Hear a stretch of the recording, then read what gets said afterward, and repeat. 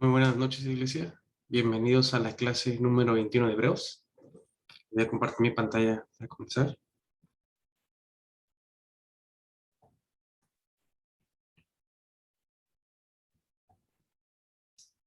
Esta noche estaremos en Hebreos 6, del versículo 13 en adelante. En realidad solamente vamos a ver los últimos versículos del 18 hasta el final del capítulo, del 18 al 20.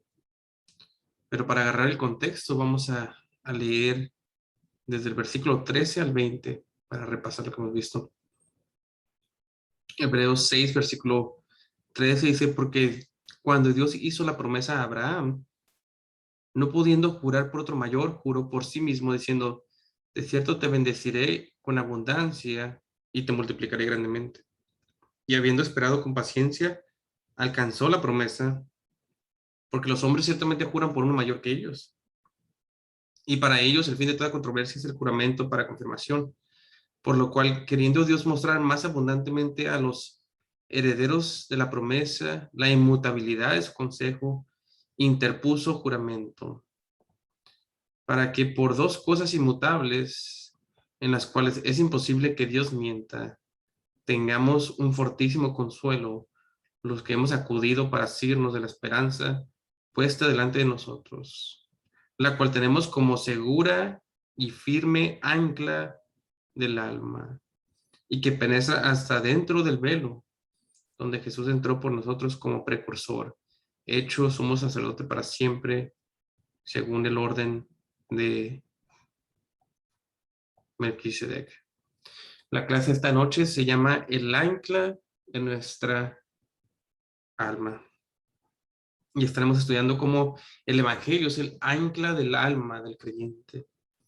Una vez más, para agarrar contexto, veamos los versículos 11, Hebreos 6, 11 y 12 rápidamente, para recordar lo que hemos visto en Hebreos 6. Hebreos 6, 11 dice, pero deseamos que cada uno de vosotros muestre la misma solicitud hasta el fin, para plena certeza de la esperanza, a fin de que no os hagáis perezosos, sino imitadores de aquellos que por la fe y la paciencia heredan las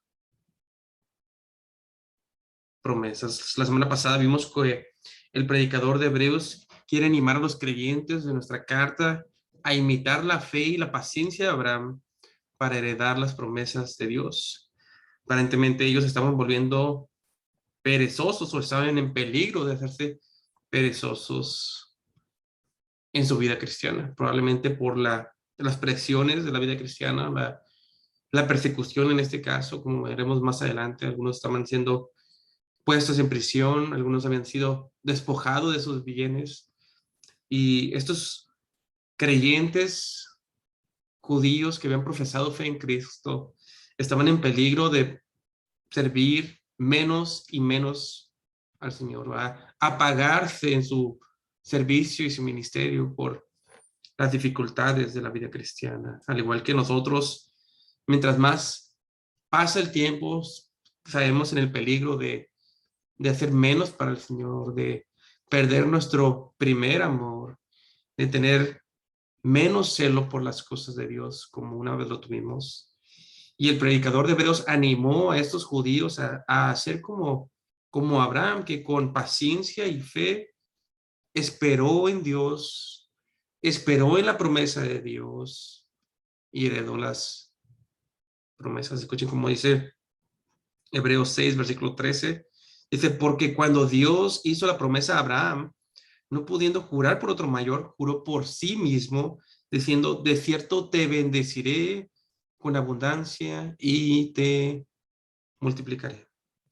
Dios juró por la autoridad mayor que existe en el universo, juró por sí mismo que le cumpliría su promesa a Abraham. Y si recuerdan, Dios había llamado a Abraham cuando él tenía 75 años de edad, de su tierra de Ur de los Caldeos. Pero pasarían 25 años antes de que Abraham heredara la promesa, que por medio de su hijo Isaac, él bendeciría a todas las naciones. Y aun cuando Dios le dio a Isaac, a Abraham, después de 25 años, Dios probó la fe de Abraham al pedirle que sacrificara a su hijo unigénito. Y vemos la fe y la obediencia de Abraham en que creía que si Dios le pedía a su hijo para que fuera sacrificado, Dios era poderoso también para levantarlo de los muertos, pues Dios no podía fallar sus promesas.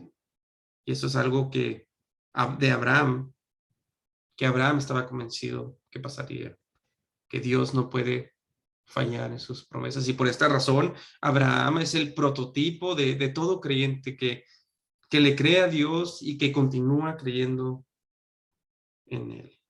Ahora veamos Hebreos 6. Les comparto la pantalla.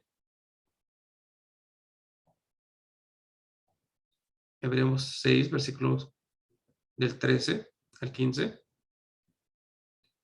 Porque cuando Dios hizo la promesa de Abraham, no pudiendo jurar por otro mayor, juró por sí mismo, diciendo, de cierto te bendeciré con abundancia y te multiplicaré grandemente. Versículo 15. Y habiendo esperado con paciencia, alcanzó la promesa. Abraham creyó a Dios, esperó en el tiempo de Dios y vio la promesa de Dios ser cumplida a través de su hijo Isaac. Y el llamado del predicador de Hebreos es que los judíos creyentes que estaban en peligro de ser perezosos continuaran creyendo como Abraham. Y el llamado para nosotros es que imitemos la fe y la paciencia de Abraham, aunque duráramos 25 años o aún toda nuestra vida esperando la promesa de salvación de Dios. Pues al igual que Abraham, nosotros como creyentes podemos estar seguros de que Dios nos dará el reposo prometido por medio del Evangelio, el reposo final del creyente, porque Dios juró por sí mismo que lo haría. Por lo tanto, nosotros tampoco debemos de ser perezosos en nuestro cristianismo, sino seguir creyendo hasta el final con el mismo celo del principio. Leamos Hebreos 6, versículo 15 al 16. Y, habiendo esperado con paciencia, alcanzó la promesa, hablando de Abraham. Porque los hombres ciertamente juran por uno mayor que ellos, y para ellos el fin de toda controversia es el juramento para confirmación. Aquí el predicador de Hebreos elabora en lo que es un juramento en la Biblia, para después hablarnos del juramento de Dios. Nos dice que los hombres juran cuando hay alguna controversia entre ellos para confirmar que cumplirá su palabra y que lo que dicen es verdad. Según los estudiosos, esto se hacía apelando a la fidelidad de alguien superior, como diciendo, si no me crees a mí, créele a este que es superior a mí y que también es conocido por su fidelidad. Y por eso la gente en el mundo antiguo, incluso lo vemos los ejemplos de la Biblia, usualmente juraba por Dios, porque Él es superior a todos y porque Él siempre es fiel. Pero cuando los hombres juraban, ellos juraban por alguien, como ya mencioné, mayor o superior que ellos. Pero lo glorioso de nuestro pasaje, como veremos, es que Dios no jura por otra persona, porque no hay persona mayor o superior que Él, sino que Dios jura por sí mismo. Miren conmigo otra vez Hebreos 6:15.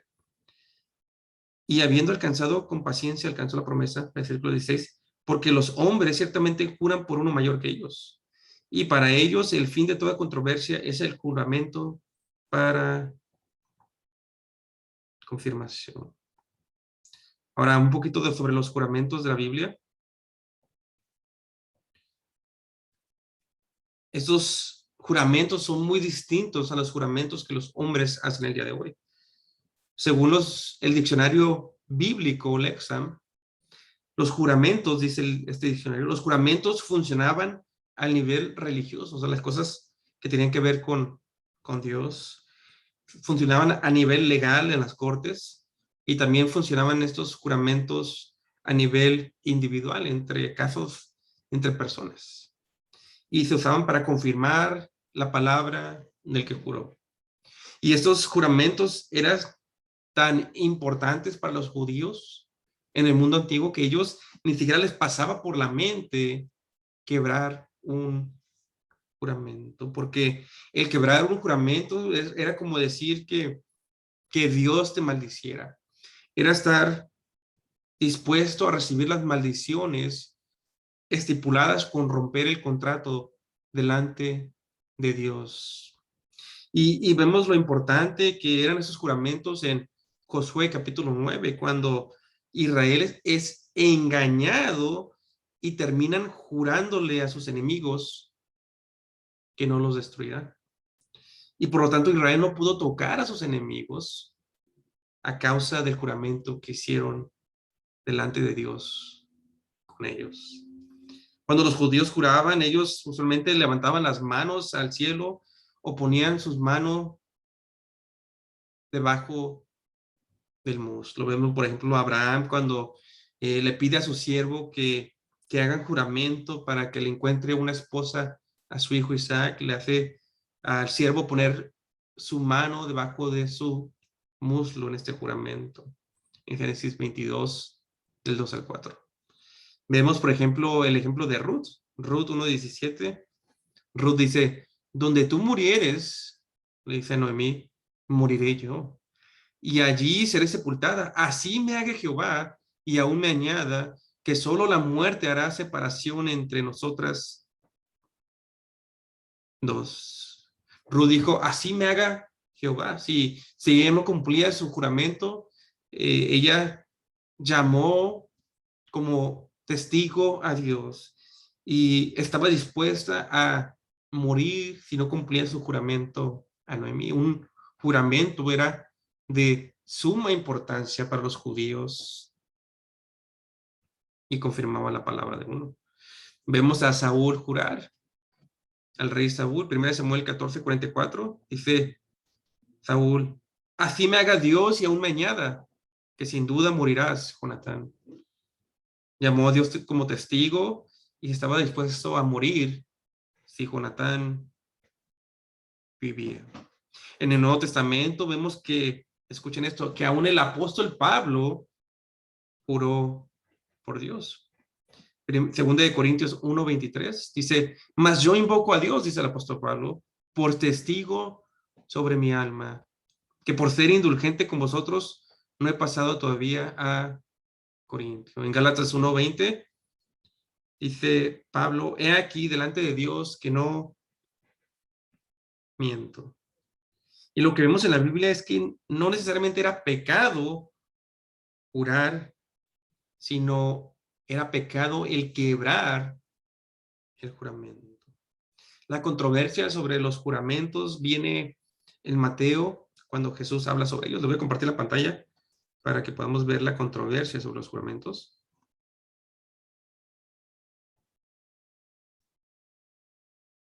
Ven conmigo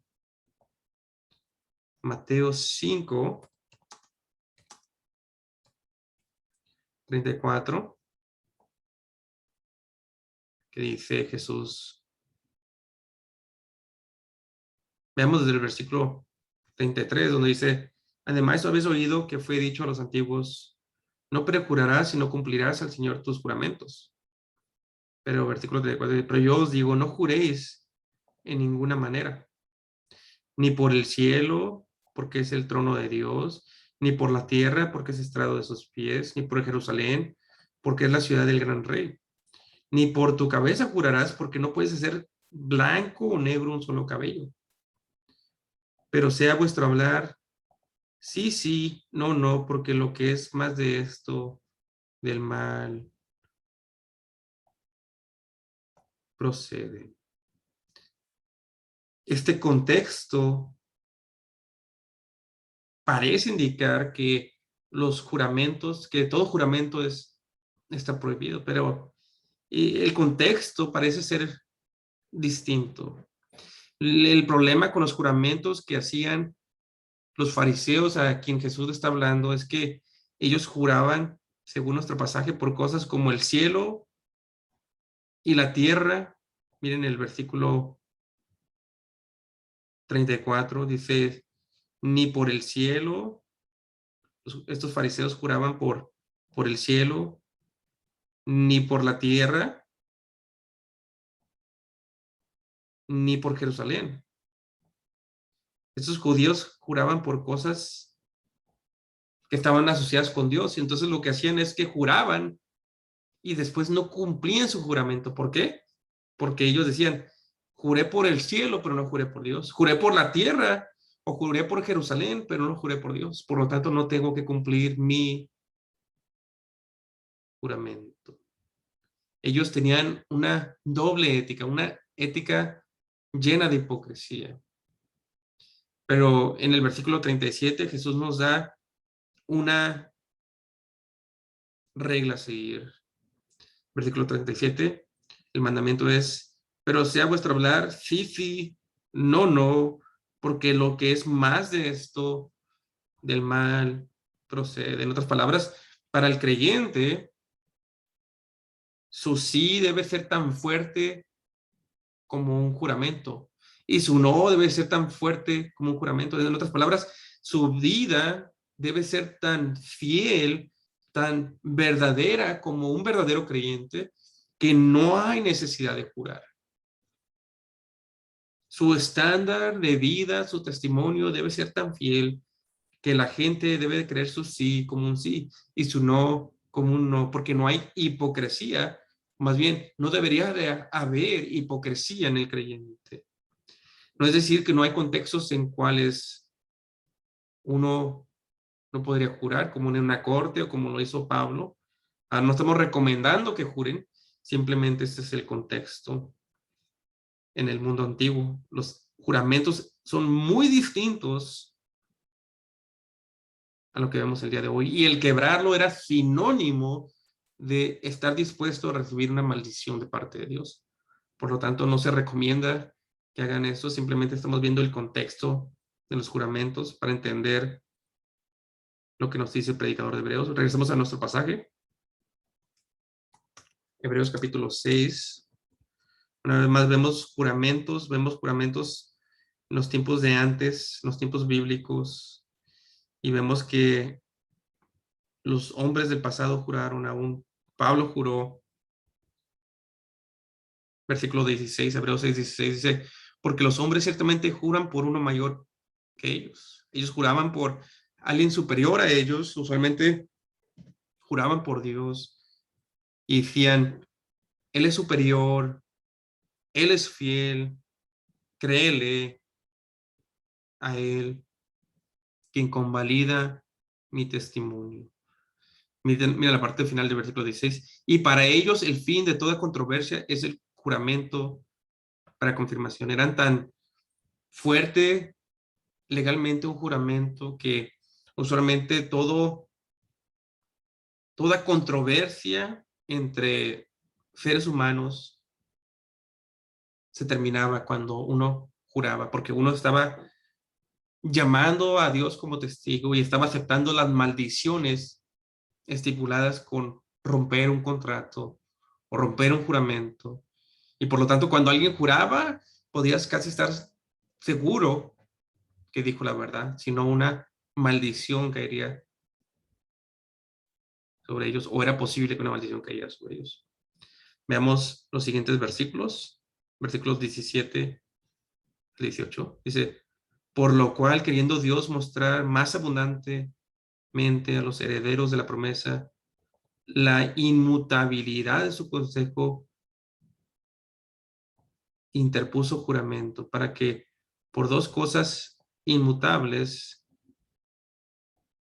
en las cuales es imposible que Dios mienta, tengamos un fortísimo consuelo los que hemos acudido para asirnos de la esperanza puesta delante de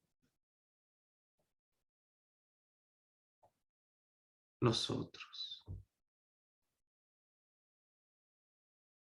Aquí vemos que Dios jura, queriendo mostrar con más abundancia a los herederos de la promesa, dice el versículo 17, en el versículo 17, más abundantemente a los herederos de la promesa, la inmutabilidad de su consejo interpuso juramento. Aquí el predicador de Hebreos está hablando del juramento que Dios le hizo a Abraham. Y de alguna manera como que deja a Abraham a un lado, lo hace a un lado y empieza a enfocarse en Dios y empieza a enfocarse en el juramento que Dios ha hecho. Y noten que ya después de hablar de Abraham, empieza a hablar en plural. Dice, por lo cual queriendo demostrar más abundantemente a los herederos de la promesa. Noten que se fue de Abraham a hablar de herederos en plural, refiriéndose a los creyentes. Y la promesa, ya no está hablando de cualquier promesa, sino que la promesa de Abraham es aplicada a todos los creyentes de todos los tiempos, incluso a nosotros. Dios juró para mostrarnos a nosotros, los herederos de la promesa, la inmutabilidad de su consejo, su plan eterno que no cambia, su plan desde la eternidad pasada hasta la gloria, su plan desde antes de la fundación del mundo hasta la consumación de los tiempos. Dice, interpuso juramento. Dice la parte final del versículo 17. Para mostrar por dos cosas inmutables, en las cuales es imposible que Dios mienta. Tengamos un fortísimo consuelo los que hemos acudido para asirnos de la esperanza puesta delante de nosotros. Aquí el predicador de Hebreos nos da dos razones para tener seguridad. El versículo 18 también puede ser traducido como la Nueva Biblia de las Américas lo traduce. A fin de que por dos cosas inmutables en las cuales es imposible que Dios mienta, los que hemos buscado refugio seamos grandemente animados para asirnos de la esperanza nuestra delante de nosotros. Entonces, este juramento es para los que estamos buscando refugio, según el versículo 18. Ahora, aquí no vemos la palabra refugio, pero en el original nos parece indicar un refugio, una protección para el creyente. Dios juró para que tengamos un refugio, un lugar de protección para el creyente, para que estemos animados para asirnos, dice aquí el versículo 18, de la esperanza puesta delante de nosotros, para que estemos animados a la esperanza que nos espera como creyentes. ¿La esperanza de qué? La esperanza de la salvación. Y en realidad, como ya mencioné anteriormente, no era necesario que Dios jurara. Con solo decir que cumpliría su promesa era suficiente. Entonces la pregunta es, ¿por qué juró Dios si no era necesario? Y Dios juró para que tengamos un fortísimo consuelo de la salvación que nos espera. ¿Quieres saber la gran esperanza que tenemos en Jesús? Son dos cosas. Número uno, según nuestro pasaje, Dios no puede mentir. En otras palabras, lo que Dios dijo en su palabra sobre Jesús y sobre el Evangelio no puede fallar. Porque Dios no puede mentir. Números 23, versículo 19 dice, Dios no es hombre para que mienta, ni hijo de hombre para que se arrepienta. Miren cómo dice, lo voy a compartir mi pantalla para que vean cómo dice Tito 1. Tito 1, versículos del 1 al 2. Pablo, siervo de Jesucristo, apóstol y apóstol de Jesucristo, conforme a la fe de los escogidos de Dios y el conocimiento de la verdad que es según la piedad, en la esperanza de la vida eterna, la cual Dios, que no miente, prometió desde antes de los siglos. Dios prometió, el Dios que no miente, prometió el evangelio y la vida eterna desde antes de los siglos, dice Tito. Entonces, número uno, es imposible que Dios mienta. Vimos en el versículo, en Hebreos 6.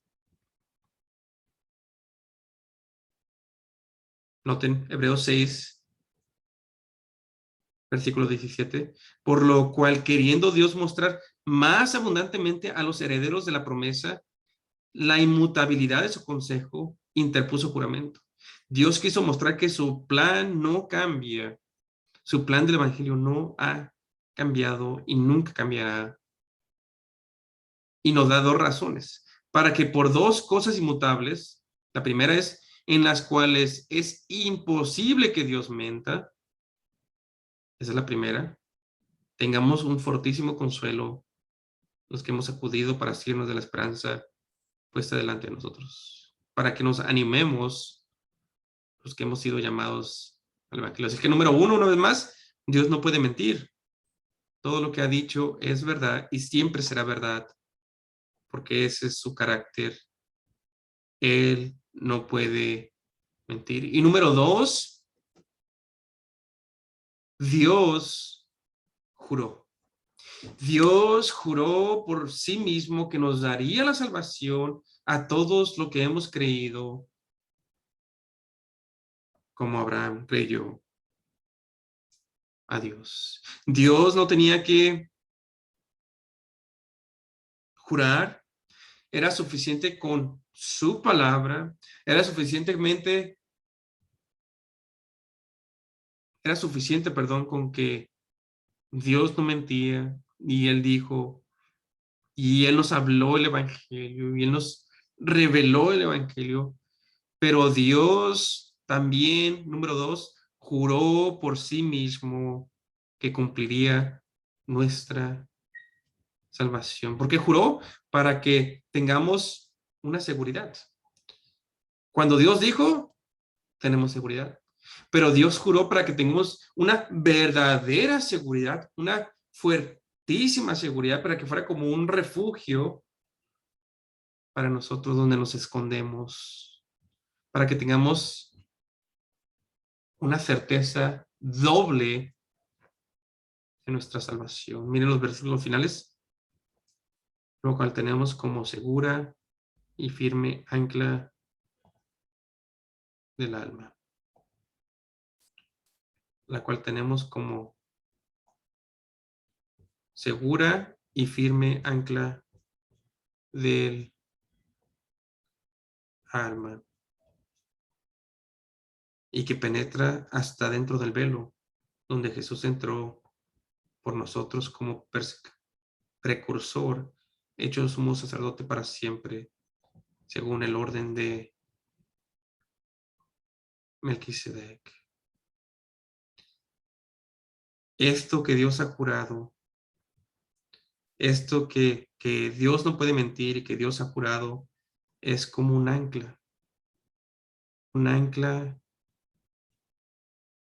que representa la estabilidad, a pesar de que pueden haber vientos fuertes o unas olas que nos muevan a nosotros, el ancla está bien establecido.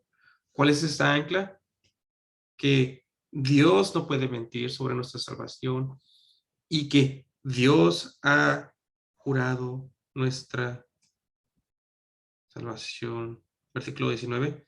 Tenemos como segura y firme una confianza El Evangelio es el ancla de nuestra alma, una segura y firme ancla del alma del creyente.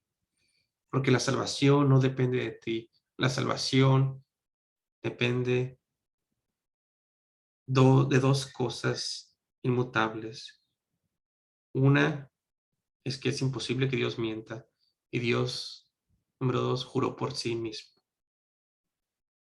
Y el ejemplo perfecto de esto lo vemos, seguimos leyendo, dice, la cual tenemos como segura y firme ancla del alma y que penetra hasta dentro del velo, donde Jesús entró por nosotros como precursor, hecho sumo sacerdote para siempre, según el orden de Melquisedec. Jesús entró por nosotros. Primero, aseguró nuestra salvación, lo que en el pasado los sumos sacerdotes no podían hacer en el Antiguo Testamento. Solamente podían entrar una vez al año en el día de expiación, pero Jesús entró por nosotros como precursor, como nuestro líder, guiándonos y trayéndonos. Y Él está ahí en el lugar santísimo, en la presencia tres veces santas de Dios. Y Él está como sumo sacerdote. Él está abogando por nosotros y aplicando el Evangelio a nosotros para siempre. Él está intercediendo por nosotros con el sacrificio que hizo una vez y para siempre, con su sangre. Y Él está en un orden mayor que los sumos sacerdotes del Antiguo Testamento. Él está según el orden de Melquisedec, un sacerdocio para siempre. En otras palabras, Él vive para interceder por nosotros por los siglos de los siglos. Esta es el ancla segura de nuestra alma, el ancla segura de nuestra salvación, el Evangelio de Cristo Jesús. Dios les bendiga, iglesia.